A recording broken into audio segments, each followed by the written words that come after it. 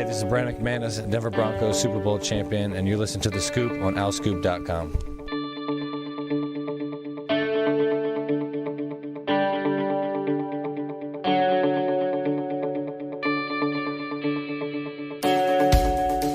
Hello, everybody. Welcome back to The Scoop. This is Season 5, Episode 21, the Eddie Jones episode. Eddie Jones wore number 21. Temple. I'm almost positive he wore number 21. If he didn't, that's a huge brain cramp on my part. But I'm John DeCarlo. I'm here with Graham Foley and Sam Cohen. Happy New Year, everybody. How you guys doing? I'm good. Happy New Year. I'm doing well. No, he did wear 21, so good job, Okay, John. all right. I thought so. Graham, you're the new Kyle. You're the guy that looks everything up. I will John do it. messes I will up. do it. Yes, Kyle, as we have discussed before, Kyle's probably going to be on hiatus for a while. Kyle's wife is due at any point. Mm-hmm. So Kyle is on the verge of becoming a father and anxiously awaiting the birth of their baby boy. So Al Scoop uncles. Yes, yes. So if we have any breaking news, I don't know. Again, we're recording this on a Tuesday, so I don't know. Maybe by the time this drops tomorrow, maybe Kyle will be a father by then. We don't know. We'll see. So Kyle's going to be away from the podcast for a while, as he tends to just being a father, which is important. So, but happy to be with you guys. How was the break? It was good. I got to be back in Downingtown, our home and native land, for a little bit. Home and native land. And yeah, it was. I slept till like 1 o'clock, probably most days of the week, which is What time would you go to bed? Like 2, 1 o'clock. 3. Right? Yeah, it depended on the day. I can't do that anymore. Yeah. When you hear people tell you, at least I used to hear this, when people would say to me, when you get older, you're not going to be able to sleep in as much. Your body's going to require less sleep. At least for me, I'll tell you, that's true. I don't know, unless I'm sick, I can't sleep that late. If I went to bed at like midnight or 1 p.m., by the time like 6, I mean, I can wake up at 6 or 7 and go back to bed for a little while, but like staying in bed till 1 o'clock, I don't. I've always wished I could get up at like 6:37 and be like ready to go for the day. Me Can't too. do it. Well, the few times that I've had to, for whatever reason, I always feel like, wow, like there's so much day. Right. And like this is great. Like I should do this more often, but then I just physically One time, don't. like a year or two ago, I listened to a podcast about the hour 4 in the morning, between 4 and 5 in the morning. Because 5 in the morning, like people are starting to get up, like early risers, like up until 3. There are people up really late. It's still the middle of the night. But 4 in the morning is like this really weird in between time.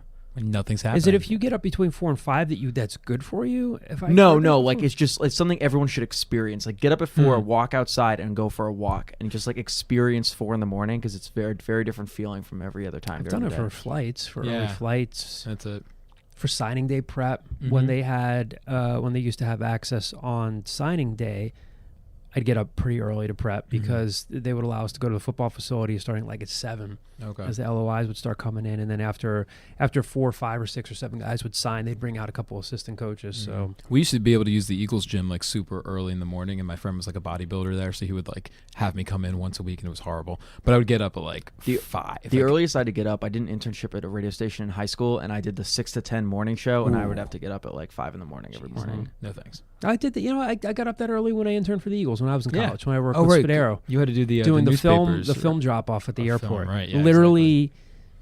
Exactly. This is pre sending photos via email. Oh yeah, the internet. I heard all internet about dating yourself.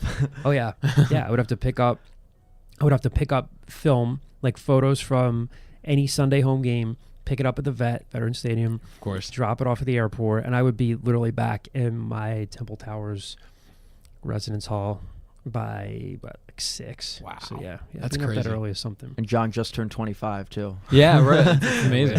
I wish. I'm not 25. And you look like it. Thanks, buddy. Somebody did say to me that somebody tweeted out a picture of Matt Rhule's first, and we'll get into that in a little bit. Matt Rhule, of course, unless you've been living under a rock, he is now the new head coach of the Carolina Panthers.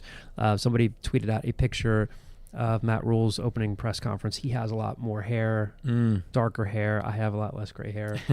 So I miss those days. Opening Temple press conference, I mean, yeah. What did I say? Yes. Not down in Charlotte. So because we do have a lot to get into, we will talk about the Matt Rhule news. We're going to talk about Temple's not so good showing in the Military Bowl.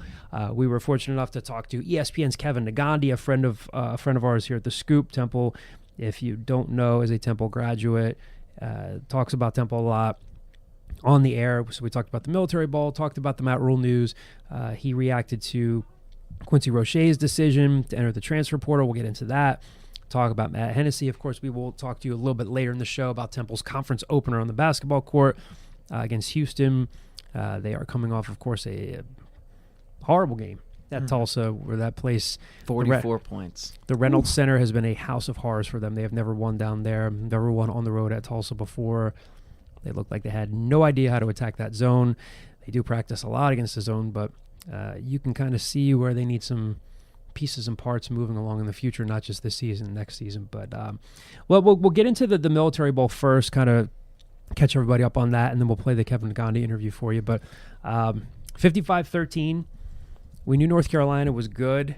They'd kind of been a little bit of a Jekyll and Hyde team. They needed 2 wins to get bowl eligible. They were 4-6 at one point. They finished 6-6. They beat an FCS team, and then finished things up, I think, then they beat NC State, right? But this is a team that almost beat Clemson earlier in the year, but we know that Sam Howell's very, very good, and he legitimately looks like a future first-round pick. But once it, once it went bad, it went really bad. Temple never led in this game, fell behind 10-0. They got to 10-6. Will Mallory's extra point was blocked after that Ramon Davis touchdown run, and Avi was just really, really, really bad, really ugly. Nothing went right. Sounds like such a general question, but what's your lasting impression of the bowl game and what went wrong? And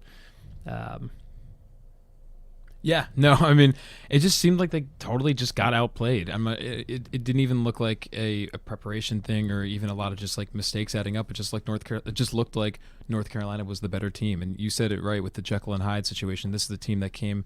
They decided to be bold and go for 2 to beat Clemson. And if they are able to get that 2-point conversion, they beat Clemson. And they just showed their talent. Sam Howell was really fantastic, and he really outplayed Anthony Russo, who didn't have a bad game per se, but it just wasn't anything special. That's really my biggest takeaway. They just got outplayed, especially defensively. You just see the size and the speed. It kind of just showed the talent difference that you don't think is that big, but sometimes it really does look big. Positive takeaway, Ray Davis. Sure. Ray Davis played pretty well. But beyond that, Temple's defense could do nothing to stop UNC. Sam Howell had a really great game. It just felt like UNC's offense could do no wrong, and Temple's defense could do no right. Temple's offense really couldn't get anything going either throughout the game. There's a lot of mistakes, a lot of careless plays on kind of both sides of the ball. But you said it. UNC was the better football team. 11-14 North Carolina was on third down, so Temple's third down defense just was not good at all. Something they've been great at all year. Yeah, Quincy Roche, again, we'll talk about him as the show goes on. Had a fantastic season for Temple, the Conference Defensive Player of the Year. He, ironically enough, jumps offside on that block field goal that was taken back for a touchdown by Amir Tyler, right? Amir Tyler, yeah. So that would have, it could have changed a lot. Yeah, now you could also argue that you knew right away that someone had jumped. Right. You see that it's Q. That helped them block the field goal. But, yeah, nothing went right. It would have been interesting had Temple really couldn't get much going on the ground. Just 78 yards rushing, 2.3 yards a carry on 34 attempts. Leading into the game, Rod Carrier talked about how, yes, they're down Jagger Gardner, who, of course, was out for the rest of the season, got hurt late in the regular season. But he talked about how bowl prep was going to give them a look at some of these guys like Tavon Rhule, who they put on scholarship, Edward Sadie from Penn Charter. They're really excited about him. And we talked about this before Christmas, Graham, in the signing day podcast, where as of now, they haven't picked up a running back. Right. And people thought that they would target that position, but Rod Carey said, yeah, I really like what I have coming back there. It would have been an interesting storyline had it been a close game and you mix in some more runs. But same as you said, like Ray Davis did play well, accounted for both their touchdowns. The second one came when it was, way too late. But it would have been interesting to see what Ed Sadie could do. He did get a carry late in the game, but they were just getting. Time. I have a quick question. Do you guys credit this loss more so to poor bowl prep on both Rod Carey as well as the whole team and the whole staff, or more so that just UNC's flat out a better team? You have to give it, and Kevin will talk about this in our interview coming up. Obviously, some of it goes on preparation. It's Rod Carey's record speaks for itself. Well, he's 0-7 in bowl games. It's funny because a lot of it, he had talked, obviously a couple weeks ago before Christmas. He said, "Yeah, I bowl games are really important. They're really important." And, he's a guy who could try to hide behind like, they're an exhibition. But he's like, no, they're important. I used to watch them with my dad. Kids live to play for bowl games. Rod did very well as a coach at Northern Illinois, and he won a conference championship there. And he took over at a time when they were going into the Orange Bowl and playing Florida State. So I think winning a conference championship is really, really tough. Bowl games are so tricky. I mean, you talk to the guys after the game. I talked to Matt Hennessy about this. It won't be in the clip that we play for you a little bit later on the show. We have a clip from Matt Hennessy talking about who's going to step into his shoes at center. Matt Hennessy, of course, is now declared for the NFL draft.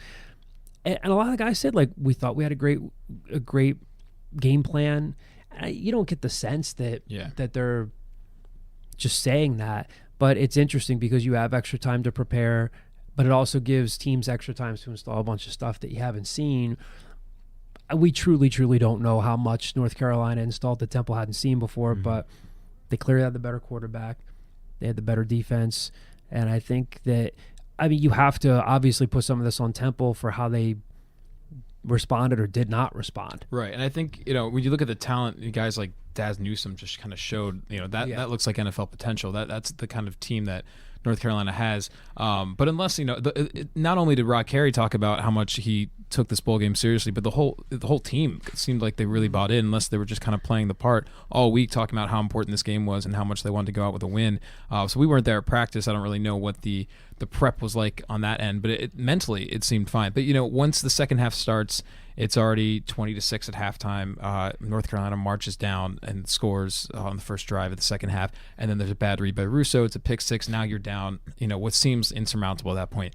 You can almost understand some players checking out. It is a game that if you're in it, toward the end, you want to win that bowl game. But if not, if it looks like it's a big lead, you're going to lose faith. And so I think that once that kind of tide turned at the very beginning of the second half, it's easy to see why it became a blowout. Very on brand for Temple. Things got bad and they only got worse. Yeah, there you go. Well, and that's, again, and I think probably we'll talk about this throughout the show. The fan reaction since Hennessy declared and since Quincy Roche decided to enter the transfer portal, as you guys know and probably imagine, again, I don't expect fans to be happy about it, but then the narrative becomes, Rod Carey and the staff, they're a bunch of Midwestern guys. They don't have any control over this program. Why would Hennessy leave? Why would Quincy Roche leave? We can talk about that. I think there are very logical reasons for it beyond, the evaluations they got or Quincy wanting to quote unquote transfer up a level, even though he did not say that, but I don't know what else he could be implying. There's no other really reason. Yeah. But, I think that you do have to look at the coaches and say, any coach is going to be, judged on their resiliency. How do you respond to adversity? Matt Rhule used to talk about that a lot, and I don't want to spend this entire podcast comparing Rod Carey to Matt Rhule. But, that's something that Temple, the program itself, had to learn how to do. When Al Golden took over, before Steve Adazio came along, before Matt came back to be the head coach, they would find ways to lose games. And then the same thing would, similar to the bowl game, when they would lose, they would get their barn doors blown off. So they did not respond well. So I think it's a combination of not responding well to adversity and then just not being as talented, I hate to say it. And Rod has to build this program the way he wants to. I've talked to him on the record. I've talked to him off the record. I know he wants to build up the offensive line depth. They need speed. And again, anybody could see that, but you need speed at running back. You need, Jaden Blue had a hell of a year, but you could see a little bit of the difference. Like you said, Daz Newsome. Kevin says this, you'll hear this in the interview coming up with Kevin Negandhi. Coverage, especially on that second Daz Newsome touchdown catch. Oh, yeah. It couldn't have been that much better. Howell puts it right in the back of the end zone. Right. Sam Franklin, the always mercurial safety hybrid linebacker type, literally just congratulated him, it seemed. I don't know if he was trying to get into his head at that point, or if he was just being a nice guy, but you could see a little bit of a talent gap there. Again, Howell is one of the better college quarterbacks I've seen in a while. He was fun to watch. He was really, really good, but yeah, they obviously did not respond well to adversity. Russo's pick, he owned up to it, but you can own up to it all you want, but there's another. I don't even think that was an arm talent issue. It was just a bad read. He's we made that adjustment. Basically implied, and I'm paraphrasing here, that I think that he was throwing that to Mac, right? And he went one way, and Storm Duck, the all-time all-name team cornerback, but he's a good player too. I mean, takes that back for a touchdown. So I kind of had a feeling heading into the game. We didn't do predictions. I had a feeling they were going to lose. I didn't know it would be that lopsided. You know who did? Kyle Gauss. Kyle Gauss predicted that morning it was going to be a blowout. He was dead on. Yeah, that was well done by Kyle Gauss. Shout out to you, man. Yeah. Before we get into the Kevin interview, there's one more signing period coming up in February. Temple could, and there's a mailbag question about this. They have a couple of scholarships. You have to see what sort of roster attrition they have, but there could be a couple guys they pick up next month. Biggest area of need position-wise for this team heading into next season? Part of me wants to say the secondary when you see these wide receivers that are able to kind of just body up, especially without Harrison Hand out there, who even struggled in plenty of games this year against SMU. It doesn't seem to be a lot of speed on the defense, and when a running back gets past the line of scrimmage, it seemed like any talented back could just get through that entire defense. So I just think secondary, maybe linebacking after that. I honestly kind of agree with Rod Carey that I'm not in practice every day, but I think that running back depth isn't as big of a deal as some fans want to make it out to be. I think that you have a talented back there, and I think you have some potential behind it, especially if they have a lot of faith in those guys like Edward Sadie and Tavon Rhule. So I'm looking at the defense and want to upgrade the speed there. I would just say somewhere in the front seven because you're losing a lot of pieces, whether that's the seniors or Quincy Roche, the transfer portal. When you lose a lot of pieces like that, you're going to need guys to step in, fill in. And that front seven was a huge part of the success of the Owls all season. So you're going to need some names to fill in. Yeah, they are getting some help. Now, I don't know if this kid's going to be eligible right away.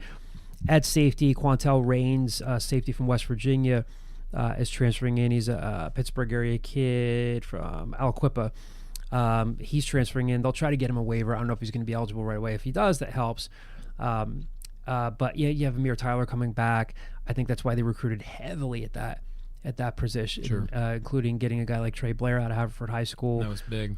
Safety's an issue. Defensive end's an issue now. I mean, you're going to have to rely at least initially upon a lot of that interior defensive line help. Now, some guys throughout the year said, listen, he's not putting up monster stats, but they have a lot more than you think in terms of occupying blockers. We know what Ifeanyi Maje could do. Another year of development in this program. I think he could be really, really good. I think unless he completely drops off, I think he's a future pro. And unless there's a departure in the coaching staff, I think Walter Stewart's done a really good job. Yeah. And we'll talk about that when we talk about Roche. People think, some fans on the outside, there's got to be a problem. There's got to be a problem. I've talked to Q throughout the year, and he really does respect Rod Carey. He respects Walter Stewart. So I think they've got good coaching there, but I'd say defensive end, safety. I think you've got options at receiver. Yeah. And you want to see what a guy like Jose Barbone can do in the future. Maybe Cadis Reams, Jaden Blue obviously had a fantastic year.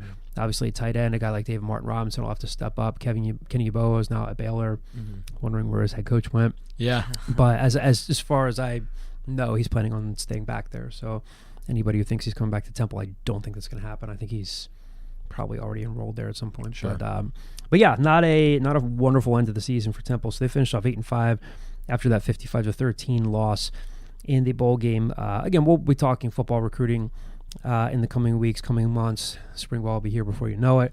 But let's talk to Kevin Negandhi here again. I recorded this interview earlier today. Talked about the Matt Rhule news. Got his impressions on the bowl loss. Kevin has become good friends with Mac Brown. Mac Brown did some TV work at ESPN after his time at Texas and before he returned to North Carolina, where he coached early in his career. So we talked about Matt Rhule, talked about the bowl game, the North Carolina loss, talked about the Quincy Roche decision, and talked a little basketball as well. So we're going to play this interview for you with Kevin and then talk about it more on the other side. We are thrilled to be joined again by Kevin Negandhi from ESPN, talking to us on The Scoop today. Kevin, a lot of stuff to get into. Really appreciate you joining us. How are things up there just right now? How was your Christmas? How were the holidays and everything? John, Christmas is great. I'm driving into work now to do the 6 p.m. Sports Center. The day after Christmas gets a little crazy. I went to the Fiesta Bowl to do a variety of stuff, and for ABC and ESPN with SportsCenter, as well as, college football, which is my passion. And then the next day after the Fiesta, which was, by the way, a fantastic game, lived up to the hype. I flew to Pasadena to do some halftimes for ESPN, and also for my second straight year host a Rose Bowl parade on ABC. Kind of a fish out of water for something like that, but the event is pretty amazing. I think anybody that loves sports, especially college football, they need to go to the Rose Bowl game at least once. It is a magical place. You hear people rave about it like I have, and then when you experience it, you're like, I get it. Every national championship should be played here because it is so well done. The parade was great, perfect weather. What a way to start 2020. I came back a couple days later after being in LA with the family, and now I do SportsCenter before getting ready to go to New Orleans to host SportsCenter and do a bunch of college football stuff for ABC and ESPN leading into the national championship. So it's never dull. I wouldn't want it any other way. I'm lucky to do something that I love every day. So you've been just a little busy then? Yeah, just a tad. You got to blend in some time with Monica and the kids, too. That's good. Yeah, we did. And the kids love L.A. We've got family out there, so we had some downtime for a couple days. And then, after, it's funny, wearing multiple hats and doing what I do with SportsCenter on a weekly basis, daily basis, I should say. When the college football season's over, all the college football guys that I'm with, they all get the chance to hibernate. I go right into college hoops, the NBA, and then leading into spring training, and which is then leads into the tournament, which then leads into the Masters, which leads into, baseball opening day, which leads into the draft. So there's really no days off on SportsCenter, which always makes it a ton of fun, but you got to find a way to carve some time here and there for the family, which I believe is most important. I'm shocked. You were like this in college. I wouldn't have expected your work ethic to diminish at any point. So that does not surprise me, man. I don't know any different. No, not at all. All right, so Kevin, we knew that something would probably break at some point this week with Matt Rhule.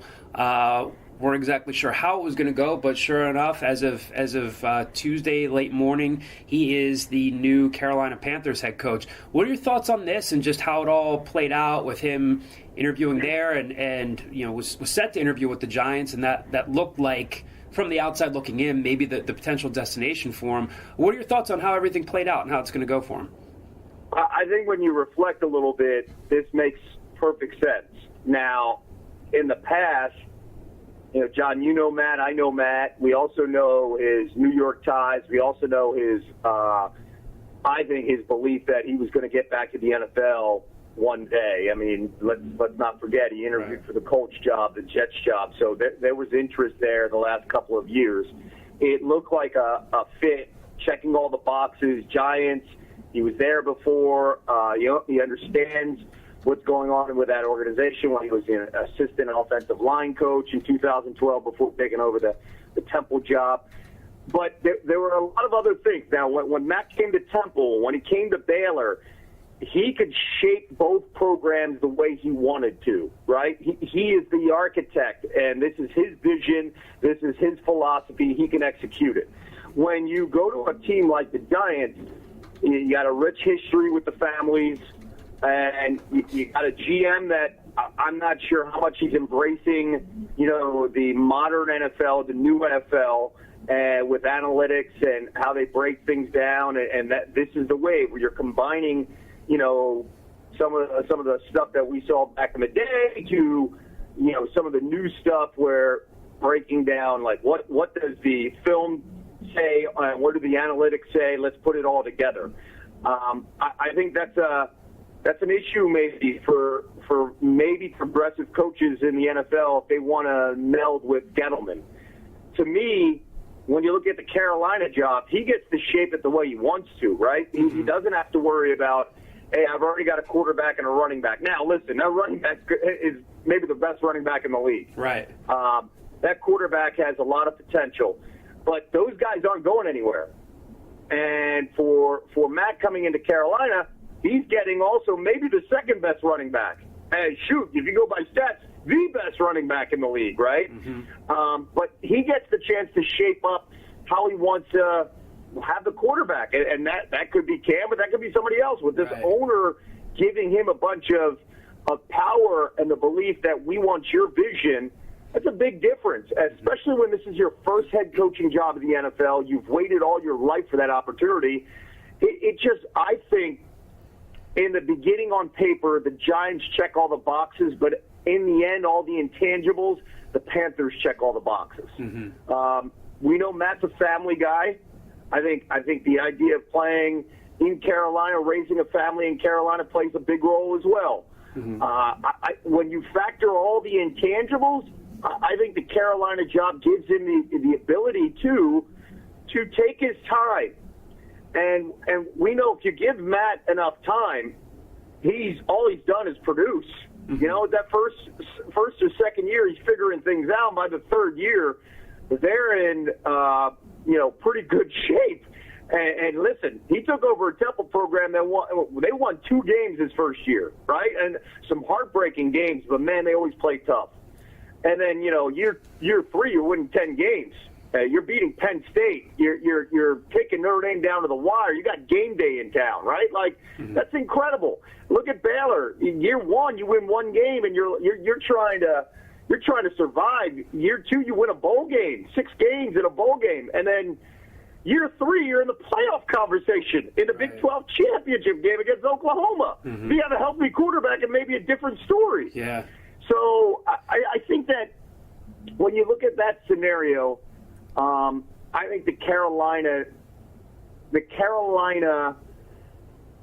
organization, their belief, their trust in Matt was the perfect landing spot for him for his first job. One more quick question about Matt before we move on to some Temple stuff. You get people who, I don't know if you get this too, some of my friends or even people just on Twitter will say, they'll ask about Matt Rhule, and some people still will say, like, okay, I get it. He had a great career at Temple, turned things around at Baylor. What makes you think, why does the NFL love this guy? Why has he been mentioned for NFL openings? I tell people beyond his football acumen that he just, it's a cliche. It all sounds like a cliche, but he has a certain degree of emotional intelligence. He just gets it. I told a couple of my friends who are Giants fans, if he gets up there, sure, it's a huge jump, but he's not really going to say anything dumb around the media. He knows how to treat people. He knows how to talk to people. He makes smart decisions. How do you feel about that? Why do you think Matt, if he does succeed in the NFL, why do you think it'll be beyond just X's and O's? John, you nailed it. He'll win a locker room, and we've seen that players gravitate to coaches that treat them like men, but also have some leadership skills. And Matt's got leadership skills. Listen, like Temple under Matt, their identity was, hey, we like being the underdog, and we are going to beat you up, right? And honestly, like that won a handful of games, and you could see every single player in that program get better. That's what impressed me about Matt. Like, from year 1 to year 4, every single guy that stuck with Matt got better. And that's how you know a coach is good, because he hires quality people, but he also knows when to delegate. He knows who to bring in. He knows, I need my guys. When he went to Baylor, a lot of people were like, how's this going to work? And what Matt did was, we're going to play football my way, and these other teams are going to play my way. They're going to suddenly not play 7-on-7 40-point games. They're going to be playing tough, physical 20-point grinders, right? And that's what happened. I mean, no one in the Big 12 wanted to play Matt. No. And that defense took his identity. He slowed down people because of his identity. And that's the difference between Matt. Matt will go into the league in the NFL already knowing what's going to win games. He's going to make those guys dudes. And I know that's a lot of manly talk and just let's go with the cliches. But in reality, that is Matt Rhule. Matt finds a way to get the best out of his players, and his players get better around him. And they will get better around him. I think that experience at Baylor coming out of Temple is going to make him so much better, because then he understands how to open things up offensively that maybe he didn't see at Temple, just because at Temple just grind him out, right? Right. And he opened up a little bit, that we saw with Phillip Walker. But what he did at Baylor, where he was finding speed and was making sure that, I'm going to mix the speed with the physical toughness. I think that when you have that combination, you go to the next level and guys see your success, they're going to believe in him from day one. The quick question is here, and it's a simple question, but it's a complicated answer. Who will be his long-term quarterback? Simple question. Yeah, that's it, right? The answer is going to be big-time complicated, and that's going to be the difference on, where Matt will be in year 1, year 2, year 3, and potentially year 4 and year 5 at Carolina. Yeah, it'll be interesting to see how that plays out for him. Looking at Temple, they're coming off a 55-13 loss in the Military Bowl.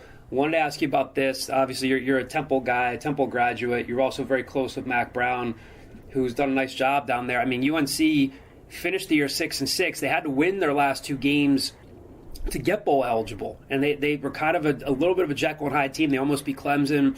Had a couple other games that weren't great, but boy, they were impressive in the bowl game. We know Sam Howell's a great quarterback. It's easy to maybe project him out as a first rounder a couple years down the road, but Temple not competitive at all in that game.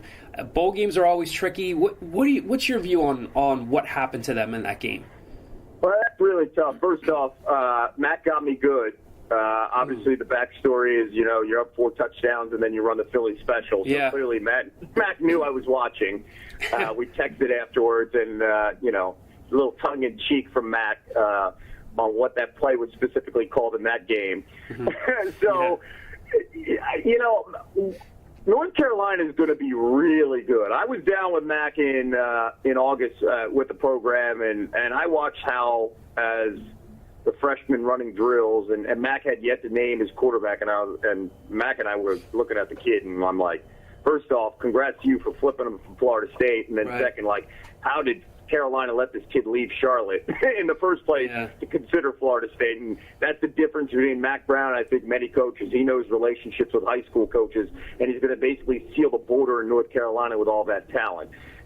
And Newsom made 2 amazing catches, because the coverage on those 2 touchdowns were incredible. You can't get better coverage. Yeah. So the one issue is, once the field goal block was taken off the board, the touchdown, you could just see it was just a different Temple team. And I got to give Rod a ton of credit. I know Rod was under fire a little bit, but I got to give him a ton of credit, and these kids a lot of credit. I mean, some of these seniors, you look at the turnaround with the coaches, it's a huge story. And emotionally you're spent by the end of the year, right? Yeah. And Carolina's really good. I think Carolina in the next 2 years, now listen, they're in the ACC, and Clemson will dominate. Clemson's in a different tier. But Carolina's going to be in that second tier in the ACC within the next year and a half to 2 years because of that quarterback and because of Mack Brown. So I don't think Temple can hang their head too much in a game like that, because, after the score is non-consequential here, after, got to be 2 or 3 touchdowns. To me, okay, so Rod's trying to figure this out. I believe he's going to figure it out. They've just got to get more consistency at quarterback. I mean, that's a big storyline. And I love Russo's arm. Russo's got to understand that some of the throws that he thinks his arm can make, they can't make in those tight windows. Yeah. And he's got to limit the turnovers. And Toddy, I like Toddy a lot, but Toddy's also got to understand that he's got to make more accurate throws. There were a couple throws that they got to be more accurate. I think the one thing next year that is a ton of hope is that they found the running back that they need next year. They need depth there.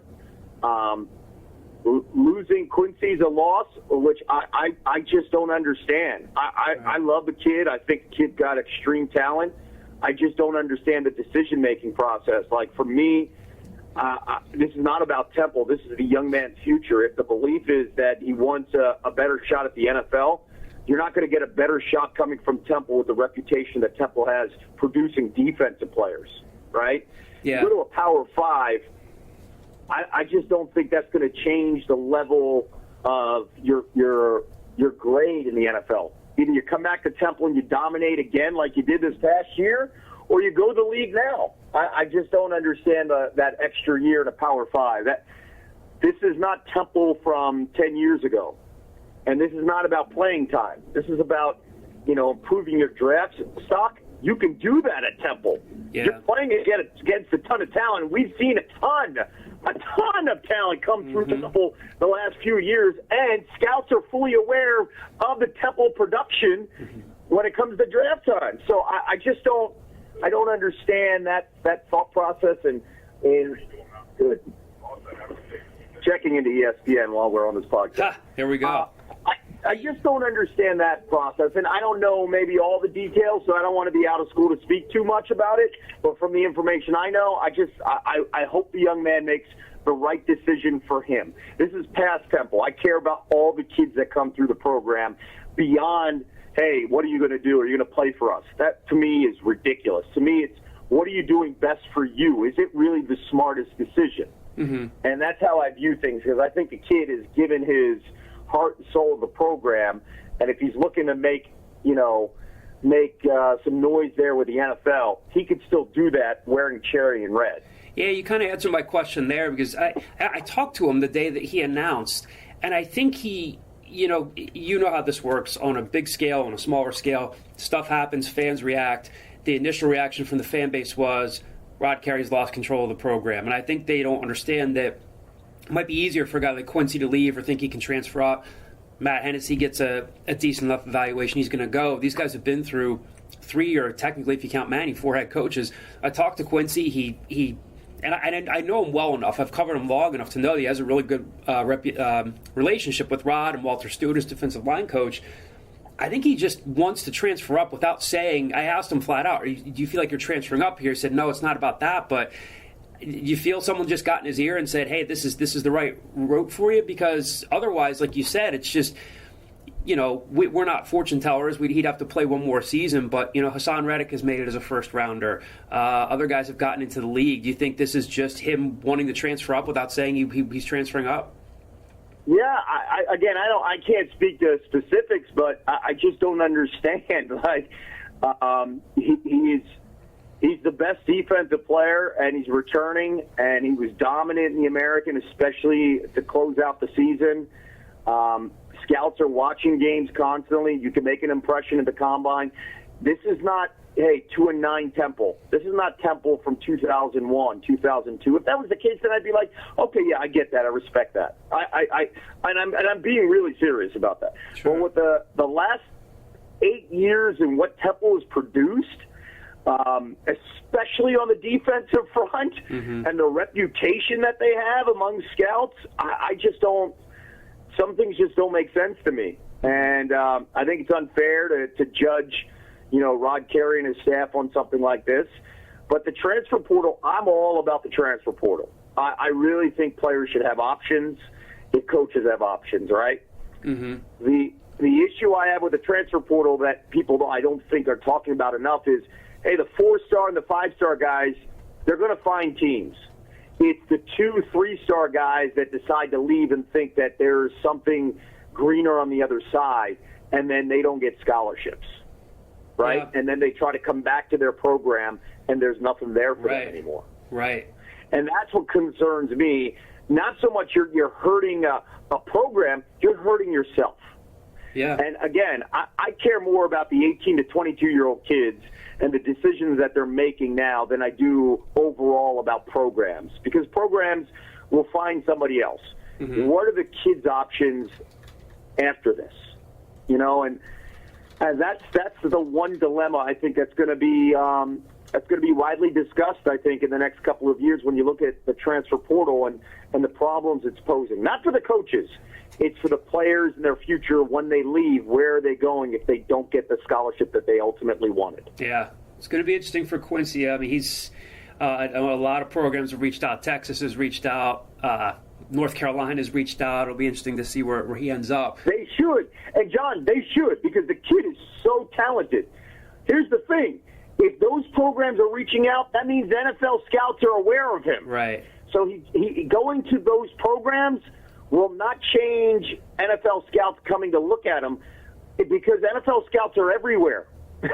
He just especially yeah. at like places like the Combine, Yeah. right, where Hassan shot up the charts. So Yeah, I wish the young man the best on this decision. Yeah, he told me he got a 4th to 6th round evaluation, so I guess the belief is that playing up a level, I suppose, for lack of a better term, is going to improve his stock and maybe get him into the first round. We'll see. I wish him luck. He's a terrific kid. I mean, work ethic's not going to be an issue. Character's not going to be an issue. So it's a loss for Temple on the football field. On the basketball court, Temple's 9-4. They've had some really impressive games. Their last game against Tulsa was not one of them. That place has been a house of horrors for them. What's your read on Temple at 9-4? They play Houston tonight. We're recording this before Temple plays Houston tonight. We've seen a lot of how Aaron wants to play, using his bench, pushing the pace, defending better, rebounding better. But there's still a mix of some pieces and parts here. What's your thought on them at this juncture of the season as they kind of enter conference play now? John, first off, I love their toughness. I love the backcourt toughness. The guards just, they take me back to my time at Temple in the 90s, and they're tough. That's important. Mm-hmm. And I think they're going to be a really tough out if they make the tournament. The issue that they're going to have, and it's been an issue for a long time, they just don't have consistent shooters. Yep. And in this day and age of the NBA and college hoops, the NBA team in Philadelphia doesn't have consistent outside shooters. They need somebody to hit a three consistently. Mm-hmm. And if you could do that, this team would be completely different. Mm-hmm. And I think Aaron's aware of it. When they get some threes, like, let's just go back to, early in the season, the Maryland game, what we saw from Moore when he was hitting some threes from the outside. It just changes things. Sure. The great thing that we've seen, too, are the transfers. They've added so much depth. And Aaron's had the ability to keep guys fresh. Mm-hmm. And also the ability that if you're not matching your energy or tempo, get somebody else in here. Right. And that's the best message you can pass to an 18 to 22-year-old. You're not going to bring it to the table. All right, no playing time. I don't need to suspend you. You're just going to sit on the bench and watch. Yeah. I think that's to me that's kind of a reflection of how he was raised by Coach Chaney. When you get that second foul, you're going to sit, you're just going to wait and watch, and then suddenly you're going to think a little bit better in the second half. So I like them. It gives me a ton of hope. Big test tonight. Mm-hmm. I'm looking forward to how they match up. Mm-hmm. I don't understand Tulsa. I don't think anybody will ever understand what goes on. I can't stop that zone. Bermuda Triangle. Yeah. And you just move on. You just say, all right, we burn the tape, and let's just move on. They've had some heartbreakers, though. I mean, the Miami game. That's awful. Some of those games that are really tough, where you're trying to understand it. But I like where this team is going. I really like the identity, and they've got a couple good ones coming up. Of course, Cincinnati in a couple weeks at home. That environment, I can't wait to see what it would be like. And then, I've already talked about it this morning to somebody at Temple. I got February 16th circled at home, and it is being an Eagles fan. It is our Dallas game. When Nova's in town, it's a good measuring stick, and I think the place will be rocking. I just want to say to the fans that are listening, we need some more energy in those buildings, those home nights. Yep. We need you back. I know. The winter session and all, but we need you back because the place needs to get loud because of course, when it's rocking and they're playing well, to me, there's nothing better. Yeah, I agree. Kevin, before we let you go, I wanted to ask you about your podcast. You've been doing the college football podcast with Herbie and Pollack. Wanted to ask you about what you have coming up with that. I know it's not just you guys are going to be taking it beyond football, talking some basketball too, right? Just give us a glimpse of what you have coming up on that. Yeah, sure. I wear multiple hats here, So the college football podcast with Herbie and Pollack, we're going to continue into the off season. We got a new one that came out today, previewing the national championship tomorrow. Another one coming out. It's the ESPN college football podcast where Fowler's going to join us and share his story from the SportsCenter anchor and how he made his transition to game day to now the voice of Saturday night college football on ABC. And Emmanuel Acho, who's a rising star at ESPN, he's going to join us on the podcast. And then, like, for example, tonight, I told you about multiple hats. As soon as I'm done SportsCenter, I go right in the studio across the hall, and I'm doing college basketball. So college basketball season, now granted it's been 2 months in. My season starts because college football I'm transitioning, so we go to the next thing while I'm still doing SportsCenter during the week. So you'll see me on Monday and Tuesdays in studio after SportsCenter doing college hoops, and hopefully you have some good highlights to show you with Temple tonight.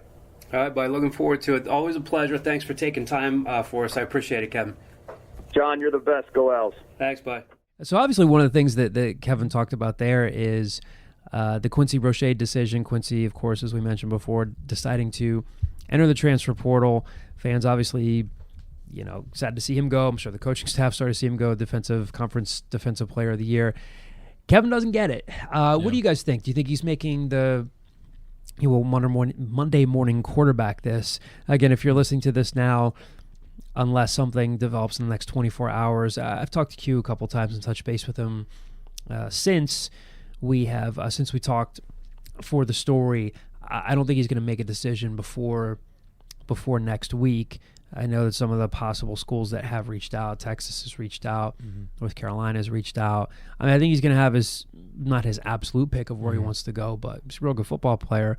Again, to review, Quincy got the evaluation from the NFL. They said he'd be anywhere from like a 4th to 7th round pick, depending on the team, the organization, whatever. But what do you guys think? Do you guys think he's doing the right thing here, or do you think, you think he would improve his draft stock regardless of where he plays next year? I think I'll say, to Kevin's point, that Temple does have a good reputation of sending guys to the NFL, that he still could get to the NFL if he stayed at Temple for another year, and he could still do well at the combine. But putting yourself in that kind of position, have so much pressure on such one weekend at the combine is difficult.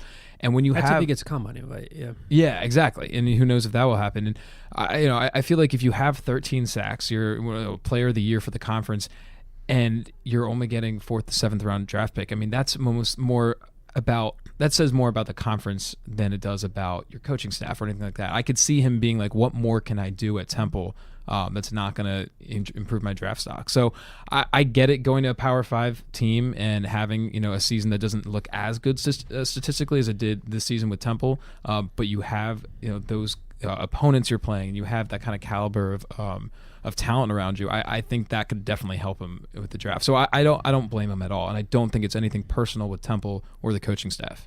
I'm going to play devil's advocate here. Oh, no, Sam, you cut in. Well, I was just say quickly, I think I understand the decision. I'm kind of leaning towards the side of, if you're a college athlete and you can go pro, why risk another year of whatever happens?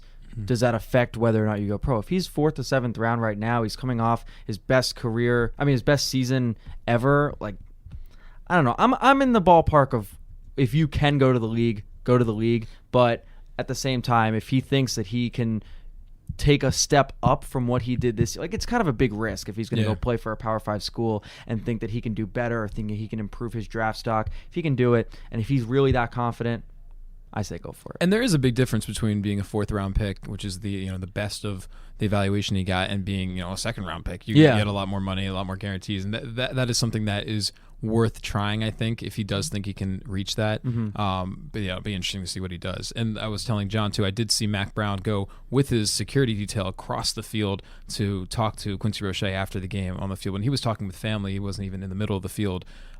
Mac Brown went out of his way to go talk to him. So UNC is a possibility, and I wonder if that was part of the conversation there. And I'm not saying this just to say that the token, I wish somebody well. Like, he's a fantastic kid. Absolutely. He's a pleasure to talk to. He's been a guest on this podcast before. He's really smart. He's earned his degree, turned out to be a very good player. He's, one of those guys that's just developed at Temple and gotten better and better and better, and didn't have a ton of offers coming out of high school down in Maryland. And I wish him well. I mean, I think he will have an NFL career at some point, but I'll play devil's advocate for you. I mean, if he goes to, let's say he goes to Carolina and posts double-digit sack totals in the ACC, does the NFL look more favorably upon that? Maybe. If he goes to Texas and does it in the Big 12, where they don't play a ton of defense, we'll see. And those are just a few of the the schools that we're hearing about. But where was Khalil Mack drafted? 5th overall pick. So, I mean, like, there's also this notion, again, shocker, I'm not an NFL general manager or a scout, but if you're good, you're good. So I guess the question is, and again, Q's a really, really smart guy. He consulted with his family, consulted with his brother.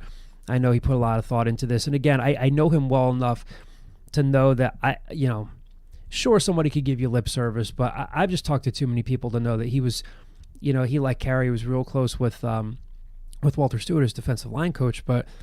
And I asked him in our interview, I said, is this an issue of transferring up? He's like, no, it's not really about transferring up, but I don't know what else it could be. Yeah. I mean, if you're looking at these schools, then you do want to transfer up to a Power 5 program and see if you can test yourself. The question is, where does he end up, and does that make a difference? Forget Khalil Mack. Hassan Reddick was a first-round pick out of Temple in the American Athletic Conference. And what Kevin Negandhi said was true, that a lot of it came from the combine when he had a really great performance and turned a lot of heads. That's something that can be done later on in the process. Sure. So, and again, regardless of where he goes, I'm sure he's going to be looking at, okay, what's their strength program like? And he talked about going into next year, I got to get my body. I mean, you got to get my body even. He wants to get bigger, but I don't know. It'll just be interesting to see what happens there. And I asked him. Got a couple of looks from a couple other reporters who I took it to. They looked at me funny when I asked Q after the game. I said, have you made up your mind yet? He said, no, I'm going to consult with my family. And then a couple minutes later, I said, is this a situation where it's either you go pro or you come back to Temple? Or I said, you know how the transfer portal works. Or are you going to consider that too? And he's like, again, I'm just going to consult with my family. And I kind of got an indication of where the evaluation was heading into the bowl game. So, and you were the only media outlet to ask that question, right? Yes, I think we were, right? That is interesting. The only media one outlet. The only one. It's really interesting. Let's not go down that path. No, but and the one thing too, I'll say that even if it is very possible to be even a first-round pick out of Temple, I still don't blame him for taking a route that might just give you more stability. Sure. I mean, I don't blame him. Every college football player should have the freedom to look into these options, and I think he can play. If he ends up at North Carolina, if he ends up at Texas, if he ends up at Miami, ends up wherever, I think he can play. Right. And I'm sure he really likes Rod Carey, but he wasn't recruited by Rod Carey. It's not like he's turning his back on someone that's kept him for the longest time. That's the other thing. And we could, I guess we could probably try to find that clip too. I know I talked to Q about it, and Q I actually asked him flat out. I said, would this be a case, I said, if you had played for Rod Carey all 3 years, would it make it harder to leave? And he said, yeah. And I think he said something like, I could go back and check. He's like, it's kind of basically where I'm at. It's where my mindset is. And he said, like, I've got nothing against the guy, but if I played for the same coach for the last 3 years, yeah, I might be a little bit more inclined to stay. And I think, obviously, like Matt Hennessy got an evaluation from anywhere from like the 2nd to 5th round, and we'll play a clip from him in a second talking about his possible successor. But you can tell from talking to guys like Hennessy and guys like Quincy, one of the things they kind of articulated to me in our interviews was like they see this next crop of guys coming up as like the group of guys that are going to kind of like really grow with this staff. Yeah. Again, like people, and I credit the players because they do say like, hey, regardless of who the coach is, we have to have our own mentality here. It's about Temple tough, and it's not necessarily about the coach. And I understand why they say that. I don't think it's a shot at the coach, but they've had to deal with turnover. It's been, again, Matt Hennessy, Quincy Roche, two of many players who were recruited by Matt Rhule, who is now with the Carolina Panthers. Recruited by Rhule, coached by Rhule, coached by Collins. For 18 days, you think Manny Diaz is going to be your coach. Then Rod Carey comes in. And Quincy and I talked extensively, if you read the story that's up on our site, he talked extensively about what, how smooth of a transition this was. And, and it's not just Quincy Roche. Sean Bradley's talked about it. I think Chappelle Russell's talked about it. They let us take care of our bodies. This was a smooth transition. With the exception of Isaiah Wright and Harrison Hand, who Harrison Hand had, we didn't mention this before, Harrison Hand had surgery on his finger, missed the bowl game, but Harrison Hand isn't coming back. He's declared for the draft. I'm not surprised by that. Yeah, it's mostly about, I feel like, Fran Brown with him. I think, do we know this for certain? No, but would I be shocked if Fran Brown got in his ear and said, it's time for you to go? No, I wouldn't be surprised. Isaiah Wright, I wish him well, but he kind of had an up and down year.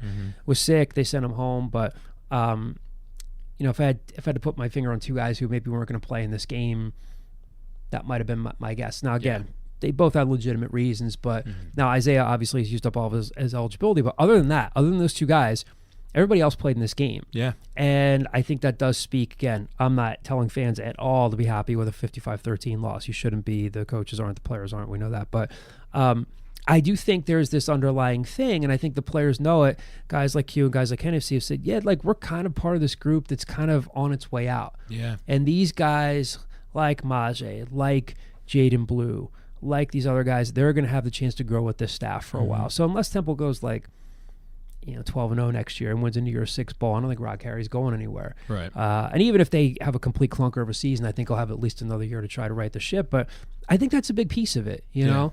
And in Hennessy's case, how much more can he really improve his draft stock as a center?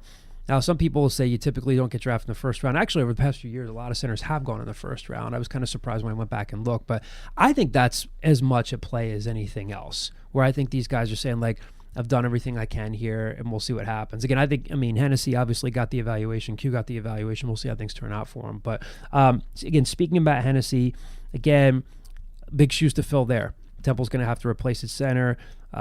He made numerous postseason lists. He was first team All-Conference, third team AP All-American at center, Remington Award finalist. So a terrific, terrific player at Temple, other than a couple games here and there.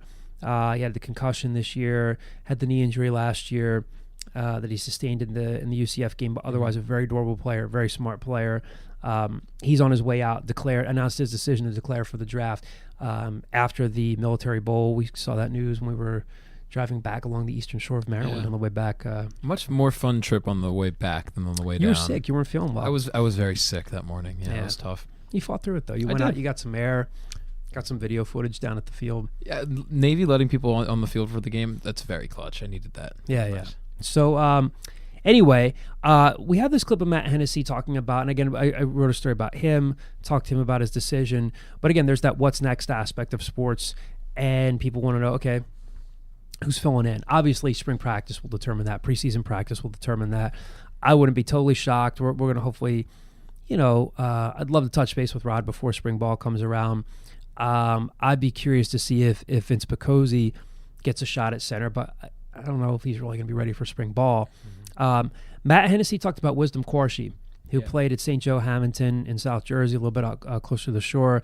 Played offensive line and defensive line at St. Joe, and he came in as a defensive tackle, and I wasn't really aware. You just look at the roster every week, he was still defensive tackle. And then in the availability, a couple weeks before Christmas when they brought players out, Joe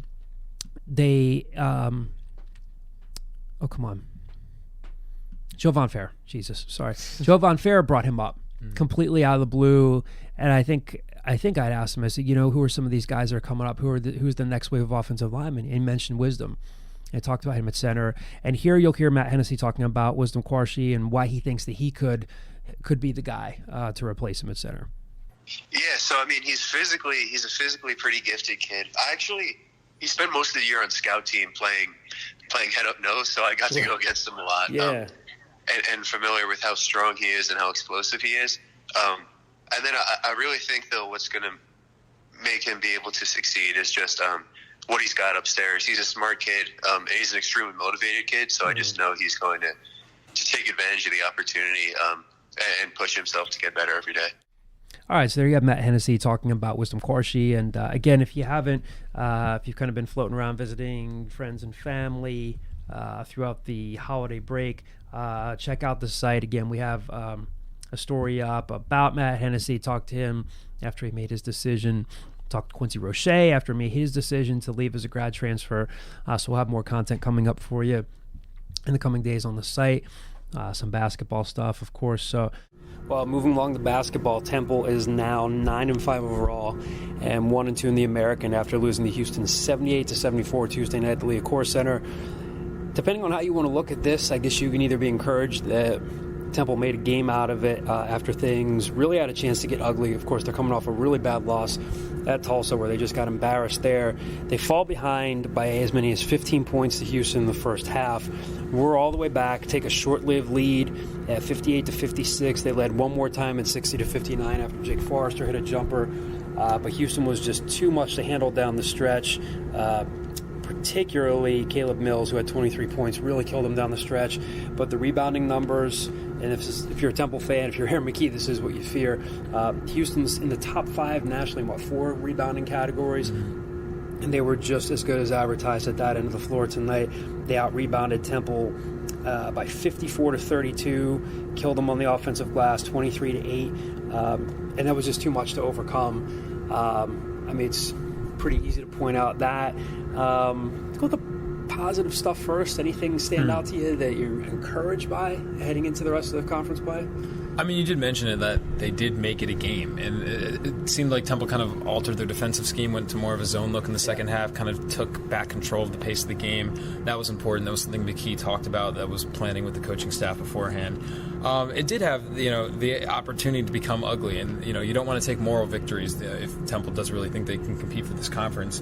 But this is a really good Houston team. They got the most first-place votes in the beginning of the season for the preseason poll, and they were able to fight back and take the lead. It looks like, if a few calls went their way, if a few boards went their way, they could have won that game. So, it's tough being 9-5 and now having a losing record in the conference, but it was a good effort to fight back. Resiliency, definitely a huge positive takeaway from this game. You look at the same thing in the UCF game, not giving up late in games, trying to stick with it. But the biggest takeaway, I'd say, is the fact that, and it might be a little understated, Temple did play well in chunks. They had a lot of really poor stretches. They didn't rebound the ball well for a majority of the game. They didn't play 40 minutes of good basketball, but in chunks they played really well. They ended the first half with a Josh Pirlo driving kick to J.P. Mormon in the corner. That's vintage J.P. Mormon. We haven't seen a lot of that so far this season. Vintage J.P. Mormon. I was going to say, wow. And then you get Quinton Rose attacking the glass for an offensive rebound and a putback. That kind of downhill, aggressive style of basketball is what helps this team succeed. And when they're playing well on the defensive end and being aggressive at both ends of the floor, that's the kind of basketball that's going to win games for this team. I just think the disappointing part is that most Temple fans remember that game against Houston 2 years ago, where it really it felt like team rebounding was really what Houston wiped the floor with Temple in that game and basically knocked them out of the tournament at that point. And that was a game that must have stuck out in Aaron McKie's mind. And this season, that was always a push, just team rebounding, getting better at that. And it's something that looked like they had gotten better at. And this was just that same team playing against an all-class kind of rebounding team, and they weren't able to kind of match up against them. So it's got to be a gut check for McKie, and it's something that he said he wants to take a page out of Houston's book. So getting back to the drawing board there, I'm sure, is something he wants to do. I will say one negative takeaway, especially in that first half. Houston, in the first half, played 10 guys, 8 of them all scored. Their strength came in their numbers. They're a strong, athletic, big team and played really well in the interior. They were getting inside with absolute ease. Temple had a little bit tougher time getting the ball into the paint, attacking the paint, so a lot of their shots came from mid-range or beyond the arc. But Temple's offense, Temple offensively, a lot of their guys didn't show up until the second half. It was really Quinton Rose had a solid first half. J.P. Mormon had a couple nice shots.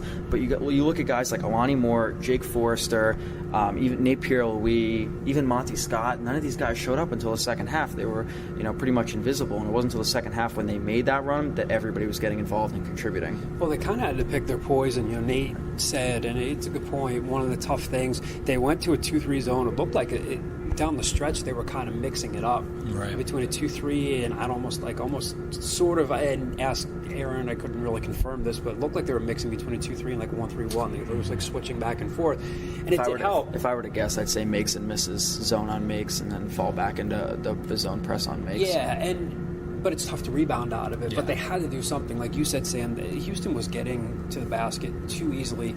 4 of their 5 starters come in tonight averaging double figures. They're long, athletic, kind of what Aaron McKie would like his program to be like. Houston's not ranked right now, but they're really good. And the whole rebounding thing, Graham, you mentioned, I'm sure you wrote about it in your story for the Inquirer. I'll write about it tonight. You mentioned the game a couple of years ago. He gets his guys to buy in, and they don't have, like Aaron said in the press conference just now, they don't have a guy where you say, oh my God, we have to double team him in the paint. Right. Kelvin Sampson just really gets these guys to buy in, and it's almost uncanny. Mm-hmm. And they chip away, and they chip away, and they chip away. And I thought Temple was going to be so dispirited that it was going to get really ugly. Mm-hmm. So again, I think the one positive you take from it is they responded. A guy like Quinton Rose, who can be kind of mercurial and kind of just get in his own head sometimes, he really came back, finished with 21 points. Nate Pierre-Louis played a better second half. Yeah, and I think still having problems finishing. people are gonna. I hate to make an NBA comparison. People want to make people get on Ben Simmons for 3-point shooting. Nate can't hit from three. I just want to see him finish better around the rim. Right, and that's still what struggled with that. Right. Now he got a little bit better tonight. They need him on the floor. I still think there's some good basketball ahead for Monty Scott. He took 4 shots tonight. He's capable of really elevating off the floor and getting some tough shots. We'll see if he hits them, but he's getting good looks. Yeah, he's been getting good looks all season. They're just the ball's not going to the rim. And I know fans probably don't want to hear this. I think this is still very, very much a work in progress for Aaron, figuring out different lineups. I did not think he'd be getting this much out of Rochford Parks. Justin Hamilton does not play at all tonight, so there was something there he didn't like. Damian Moore saw the floor. Damian Moore saw the floor a little bit. I still think they're in trouble if he plays a lot of basketball. I'm not trying to take a shot at Damian, but he just doesn't play consistently enough. Damian Dunn did not play tonight. Made his debut at Tulsa the other night. Aaron said he rested him. His foot was a little sore again. He's coming back from a broken foot. One more positive I want to add, too. You talked about Nate. Defensively, he's still keeping it up. Quentin Grimes, who's a really efficient scorer for Houston, was held to just 4 points. And, that's something that you can still take away, that he's still doing what he can on whatever team's top scorer. Obviously, Mills really kind of filled that gap. But Grimes came in as an efficient scorer that he was able to shut down. They're just so tough inside. I mean, Chris Harris, Dejan Giroux, always plays. I know he was 4-11 tonight, scored 11 points, but he's just long and wiry and athletic. Dejan Giroux, it's kind of interesting. He and Alani Moore kind of intertwined. When Temple was recruiting Alani Moore 4 years ago, Derek Kellogg was recruiting him at UMass, and he was also recruiting Dejan Giroux. When they got Giroux, they kind of backed off of Alani Moore a little bit. That allowed Temple to get Alani Moore. I think at the end of the day, Dejan Giroux has more potential than Alani Moore. But again, Aaron's getting more out of Alani Moore than I thought he would this year. I still think he's going to work through his mistakes, but he plays a shade over 12 minutes tonight, shot 0 for 3, had 3 assists. I still think Josh Pierre-Louis gives them eventually their best chance to be a true drive and dish difference maker. He got JP Mormon that look for that bucket at the end of the first half. I think closed it to 12 there. I still think obviously his best basketball's ahead of him. He's not even halfway through his freshman year, but you're seeing some signs, but now they're 1-2 and they got to dig out of a hole in conference play. But, Houston goes 31 of 72 shooting tonight, 6 of 23 from 3. So they calmed down a little bit on defense. And again, I think we'd attribute a lot of that to the zone, but just the rebounding numbers. Again, in the first half, it was just uncanny. Every single offensive rebound. And again, it's not just one guy in the middle. It's everybody team rebounding, tipping the ball. It's almost like they have it down to a science. It's kind of remarkable. Can we talk about the end for a minute? The last 2 minutes, they're down. They were down just 4 with half of those missed foul shots. A minute goes down and just gets nothing. A minute and change left, down 4. Quinn Rose takes a too early in the shot clock, ill-advised 3, in traffic, doesn't fall. Houston goes down the other way and then gets 2 points. That's a 5-point swing. Yep. That's a different ball game if either Quinn Rose hits that shot or they take a smarter shot there. When you're down 4 with a minute and change, you can't take a 3 there. And even again, it would have been a tough road to hoe. But even I forget who was on the line at the end for Houston, but misses both foul shots. Nate comes down, has a chance to come down and finish and get it within 2. You could try fouling there, and he just got nothing, just got blocked so many times, especially when the game got chippy tonight. There were the double technicals assessed to Rochford Parks. Yeah, I want to ask about that. What did you guys see down from the double technical? And I think they were trying to see if there was an additional foul. And I forget who it was who got the ball and took a swipe at Arashma, but I think Arashma was... It might have been Grimes. I think Arashma was a little guilty of trying to draw additional contact there. But you could see... Aaron's big thing when he was playing for John Chaney years ago, Chaney would always say, these guys, you're going to be on the road. You're not going to get calls. Obviously, they were home tonight, but he said, you got it. Several times in the timeout, Aaron kept pointing to his forehead with both fingers, like, keep your head in the game, keep your head in the game, keep your head in the game. And I really think it sounds cheesy, it sounds cliche. I think he's really just trying to build up that toughness component. So, again, it's going to make people listening to this podcast feel like they want to throw up. But I think the one positive I take away from it is they did fight back. They showed some resilience. I love this Houston team. They're so long and athletic. They're tough out. They defend. They rebound. There's a lot to like. And different guys on different nights can hurt you, and they came back and almost beat them. But you can see that there's still a lot of work left ahead for this program. A lot of pieces and parts that don't always mesh. Interesting part about Houston is they've really become a project, because you look at Kelvin Sampson at AAC Media Day back before the season started. He straight up said, this team, like, they lost 4 starters. He didn't understand the logic behind why Houston was tied for first in the preseason coaches poll. He knew that this was going to be a project. He knew he was more worried about getting into practice rather than worrying about their first game. He didn't really know what to expect. He didn't see the logic of why they were first, but he was hopeful for the season. But as you can see, again, he's a veteran NCAA coach. Had some sanctions a few years back, but was good at Oklahoma. He's revived that Houston program, and again, his guys buy in, and they really defend, and they really rebound. Would have been impressive to see Temple overcome a 15-point lead tonight, and not just a 15-point lead. It wasn't like your average 15-point lead. I mean, they were just getting destroyed on the boards, and they started to rebound a little bit better. But again, 23 offensive rebounds is really, really hard to overcome. It's kind of a miracle, it seems, that 19 second chance points is still a lot. Yeah. It felt like there were twice as many there. And McKee said, the damage was done in the first half. Yeah, damage was done in the first half. Houston outscored Temple 34-26 in the paint. Bench scoring 32-16. Again, he's kind of mixed and matched his starting lineup a lot this year, so it's not entirely surprising. But again, Temple has to bounce back against Tulane Saturday. They're 0-2 in the new decade. You got to put your head down and worry about Tulane on Saturday. Put your head down and worry about Tulane. I like it. Put the ball down. Put the ball down. Using some football terminology. That'll do it for this segment of the podcast from Leah Core Center. Again, Temple loses 78-74 to Houston. Let's shift over to the mailbag here. Some mailbag questions coming in from Twitter and the message boards. Anything? I guess these are all really football related, right? Yeah. Yeah, so I was going to say, we are recording this before the basketball game, before the Temple-Houston game, so I was going to say nothing basketball-related will be current, but this is all football-related. So anyway, first question comes from SHU Source. First question, what the hell? Does Matt Rhule's departure from Baylor have any effect on Temple football at all? He's obviously not taking all or even very many of his staff to Charlotte. Well, we don't know that yet. So is there any chance a guy like Evan Cooper finds his way back to North Broad Street? Beyond that, I don't see anything plausible in terms of the Owls as far as coaches go. What about players? Any kids you could see as potential transfers back to the area? I don't really. I mean, as far as an impact on Temple football, I don't know. I mean, if you have a Temple football program, you can, on the recruiting trail, and if I were Rod Carey, I would do this, and I think he's got a good relationship with Matt Rhule. Say, like, look at the program, look at the program and how it's turned around since 2006. We put X number of players in the NFL. One of our former coaches is now in the NFL. We can be a pipeline to the NFL. Like, it's part of the culture here.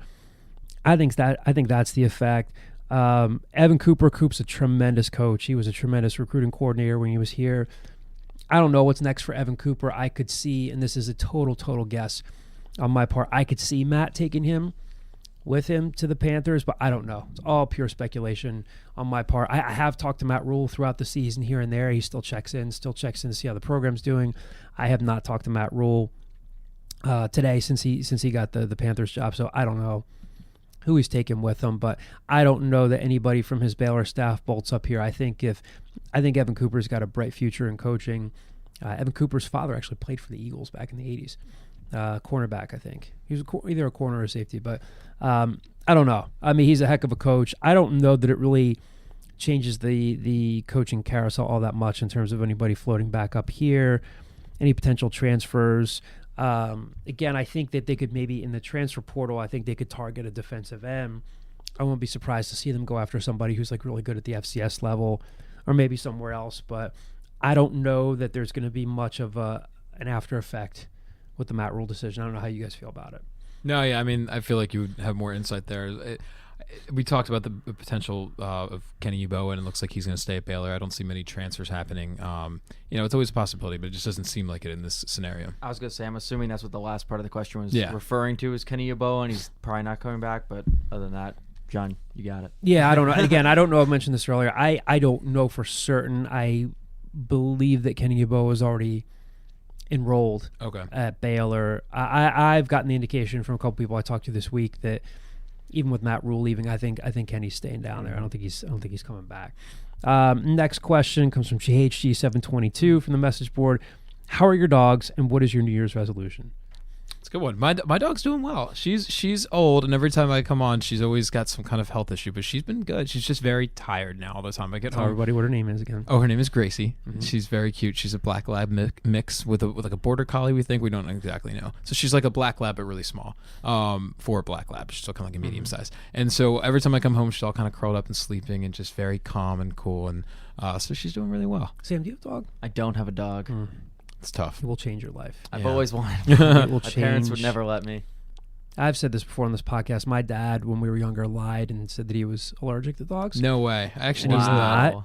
And then years later, I had a couple friends home for dinner from college, and we were talking about pets. And I said, well, we can never have dogs because my dad's allergic. And he's like, I never said that. I was like, yes, you did. And I think my mom was like, yeah, John, you did say that. I was like, I don't know. Can you pass potatoes, please? Like, he just dropped it. That's hilarious. And I'm like, wow. And then I just kind of went on with my life. I was like, they're too much responsibility. I'd see dogs. I'd be like, oh, that dog's cute. But I would never be like I am now, where like if I So you're literally a very make different the person now. slightest eye contact, if somebody slightly engages me, I'm a nut. Like, oh, can I say hi to your dog? I'm a nut. But Yeah. So when I was younger, my dad would always just say, I know you guys aren't going to take care of it as much as you should. I'm going to be the one taking care of it, and I don't really care for it, so we're not getting one. My brother's convinced that once we're both out of college, and they're like, once they retire, then Empty he's nesters. convinced they're going to get one. Yeah, that's probably my first purchase once I get like my own place and a full-time job. Not a couch, not like No. kitchen sets, whatever. Just nope, be me dog. and my adopt dog sitting on the ground. About like $150. Oh, that's the thing. It's gonna be an adopted dog. Yeah, I'm not gonna buy one. But Yeah. I've mentioned this before. When I met my wife and we started dating, she's like, if I ever move in at some point, my dog's name is Sam.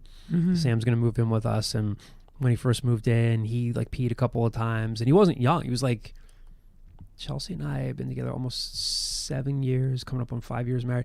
He was Sam. He turned 13 the day after Christmas. Oh. And still looks good. I hope he outlives me. I can't contemplate not having him around. Graham saw him. Graham and Don saw him the morning of the bowl game. Came over, like got him a little Temple hoodie. It was so cute. I'm obsessed with him. I love him. So, JHG, dogs are good. What is your New Year's resolution? Did you guys make any resolutions? I haven't really like followed up closely, but I want to be more decisive. I feel like I always overthink things, and it's good. I get lots of opinions on things, and I want to make sure I'm making the best decision possible. But I got to be more decisive. That's my resolution. I want to cook more. Ooh. I have like a small meal plan. I like both of these. I have like a small meal plan, and I eat out more than I should, but I'm trying to cook more. I love cooking. Me too.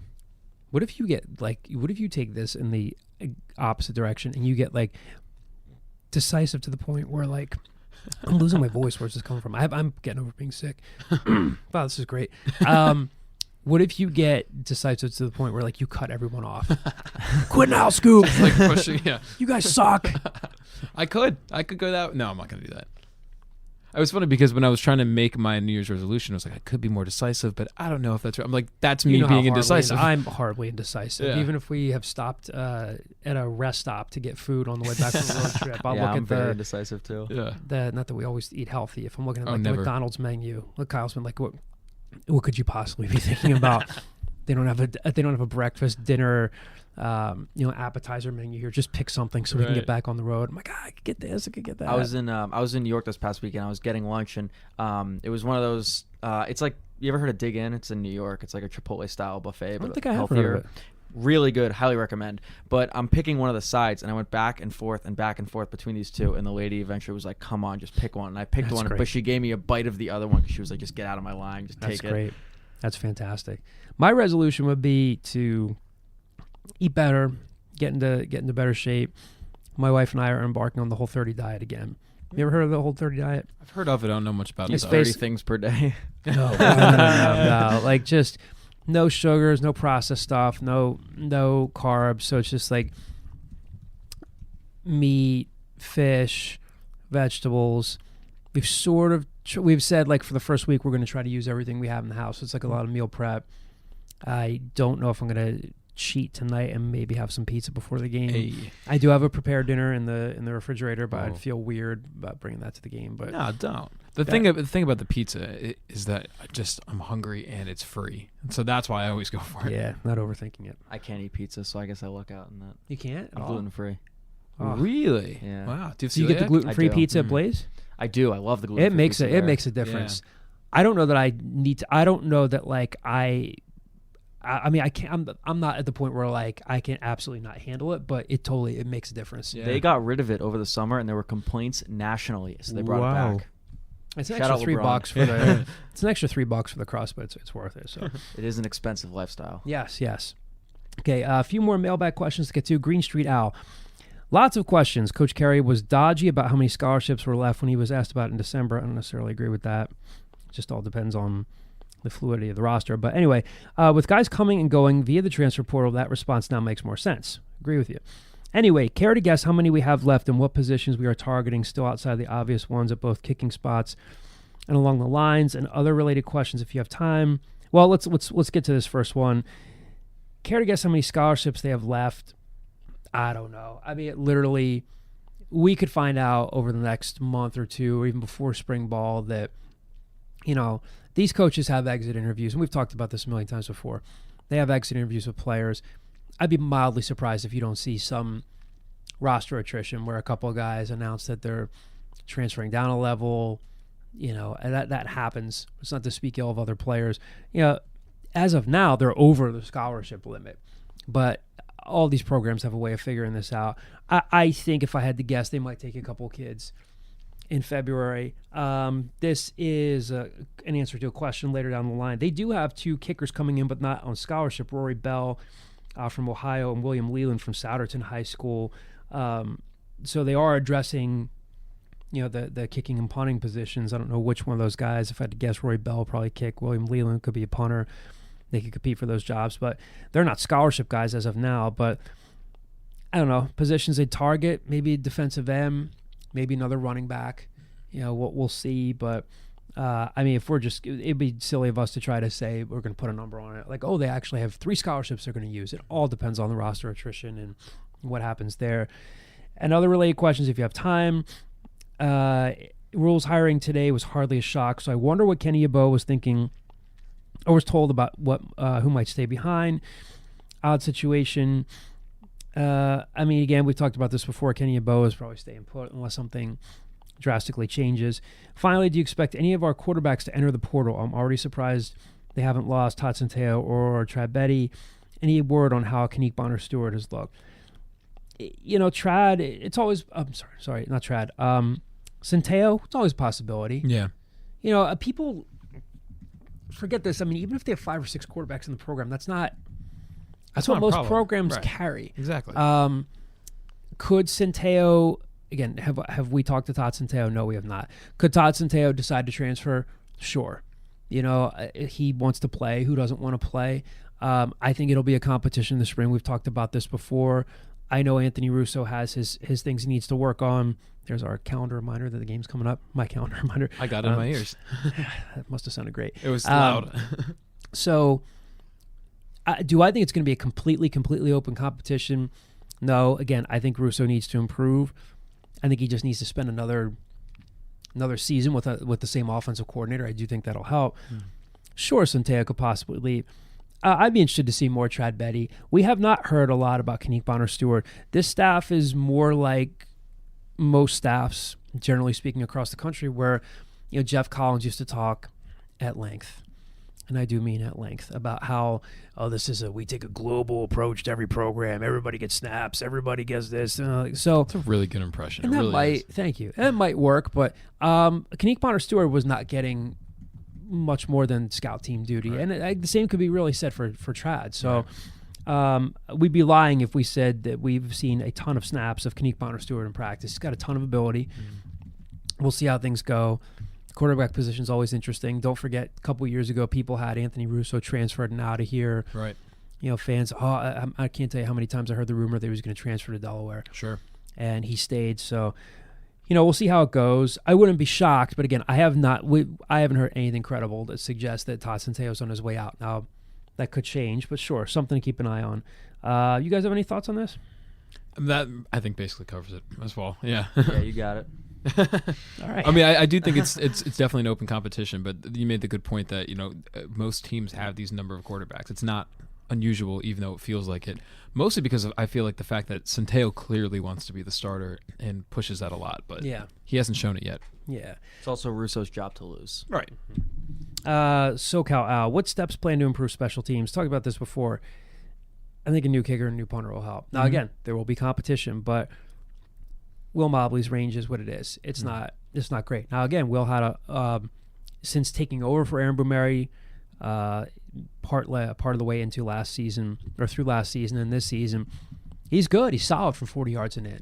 But beyond that, not so great. Now, you saw them in the bowl game. They brought Jacob Lafree out, has a stronger leg, handles the kickoffs. Now, Lafree tried a 54-yarder? Yeah. And didn't make it. It was short. 50-something. Yeah. They're going to get competition from these guys coming in, from Rory Bell and William Leland. This isn't sage wisdom. Talent has a way of masking a lot of things. Completely get the special teams thing. They got to stabilize. I mean, they did stabilize the long snapping situation, but these coaches get it. They know that it affected games. They know that it killed them it almost cost them the Maryland game. It did cost them the Cincinnati game. It came up again. It wasn't the only thing that cost them against North Carolina, but it came up against Carolina, and there's a situation where a player like Quincy Roche jumps off sides. I mean, stuff happens, but I'm sure it's going to be a huge focus in the offseason. It will be a storyline in the offseason.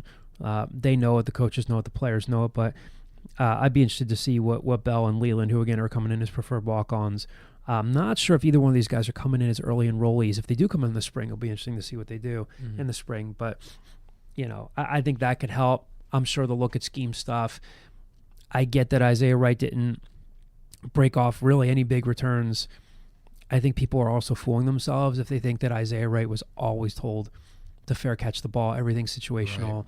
Right. I don't believe that he was always told to run out of bounds. Definitely not. That's just me. Definitely not. I totally agree. And So, I also think when you have little mistakes like Quincy Roche jumping off sides, having one coach there is not going to make a difference when veteran players are making mistakes there too. I don't think that was a clear coaching situation there. Again, I'm not poo-pooing the special teams mistakes and miscues. They were there. They were prevalent. Rod Carey would say it. The players would say it. When Ed Foley was still here, he was coaching. I know this for a fact. Ed was coaching special teams, but he was coaching the system that they ran at NIU. So it would have been interesting to see what would have happened, or if Ed could have had input. But I don't know. Sure, it'll be a focus. We'll see what happens. But I think an influx of talent, another year with the staff, could help, should help. Now, if it's still a major issue, then yeah. Then it's going to become even more of a focus. But if you have a better kicker and a better punter, I think that'll help. Next question comes from Twitter. Same thing. At Jamal Doman, has anyone held Carey accountable for the special teams failure this year? Well, of course. He holds himself accountable. I mean, he's not going to get fired over it. But, yeah, again, and I completely get the fan reaction on this. But, I mean, who's holding him accountable? Again, is it Pat Kraft? It's talked about.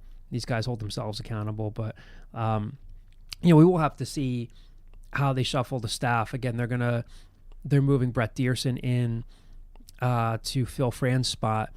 So I don't know for that last spot. Not that they're going to bring in a dedicated special teams coach. I still think that they'll take the same approach. But do they fill that spot with a former high school coach to improve recruiting? We'll see what happens there. But yes, they're being held accountable. Yeah, but it's being asked all the time for sure. Sure. Next question, I believe this is the final one. I'll double check Twitter to see if anything else came in. At Zach McClellan, a couple questions here, sort of a remark and a question from Twitter.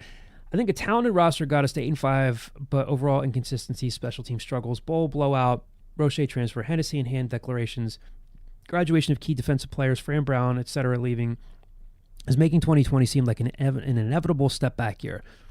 Talk me off the ledge, please.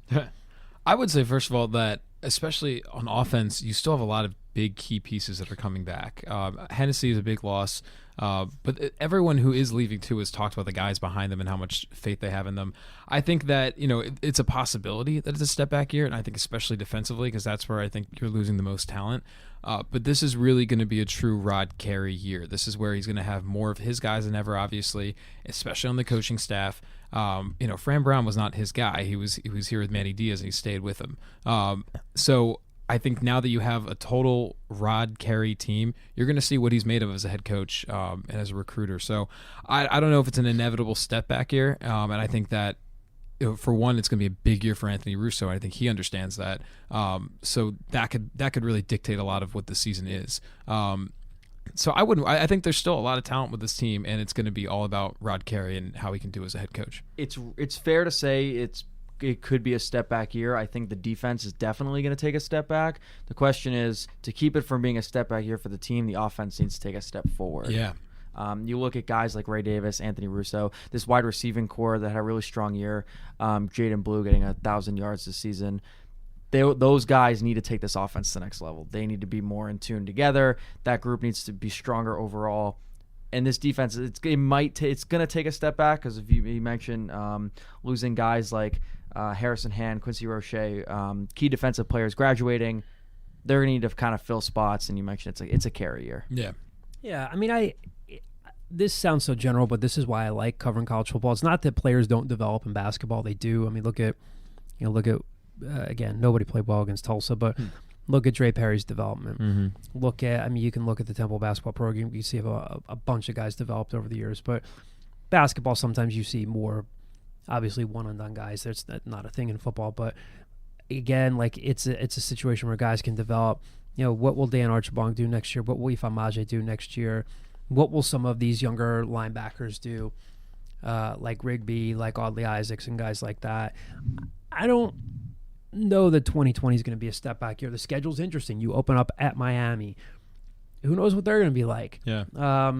Idaho's a non-conference game. The Rutgers game is going to be interesting. How many guys are they going to bring in as instant impact guys? With Greg Schiano and that crew. You go to UMass. You're at Memphis. We'll see how Memphis is next year. Do they maintain their level of success, or do they take a step back with the coaching change? You get Cincinnati at home. You get ECU at home. You get SMU at home, which is big.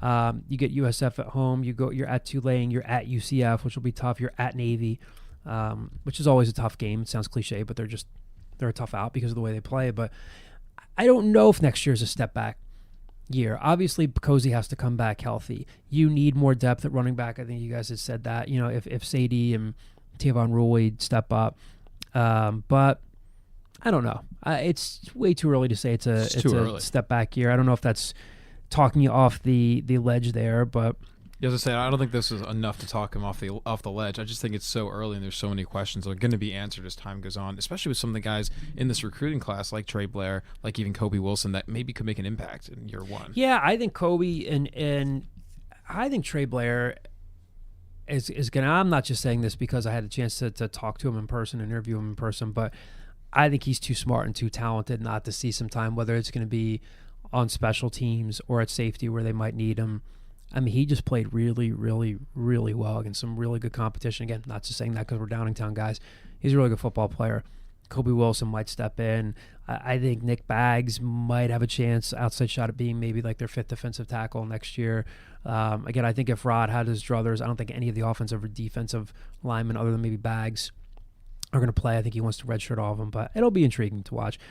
Second part of what I think it's Zach Z. McClellan wrote here. Just saw the Rhule of the Carolina news. If true, any speculation on current or former Temple coaches with Rhule connections that he might take with him. Great job with the pod. Cheers to a great 2020. I mean, the only guy who's really connected to him now on this current Temple staff would be Adam DeMichael. I doubt it. Again, I don't know. Haven't talked to Matt about his staff. Somebody had on Twitter that he might take Phil Snow with him as his defensive coordinator, which would be really interesting. I thought Phil might retire, but we'll see. So, obviously, though, I mean, if you're a Temple fan, fun to follow. Fun to follow what Matt will do at the next level, but we'll see how that stuff plays out in the next several weeks. So, thank you for tuning in this week. Appreciate it. I hope your new year is off to a great start. Thank you, as always, for listening to us, and we will talk to you guys next week.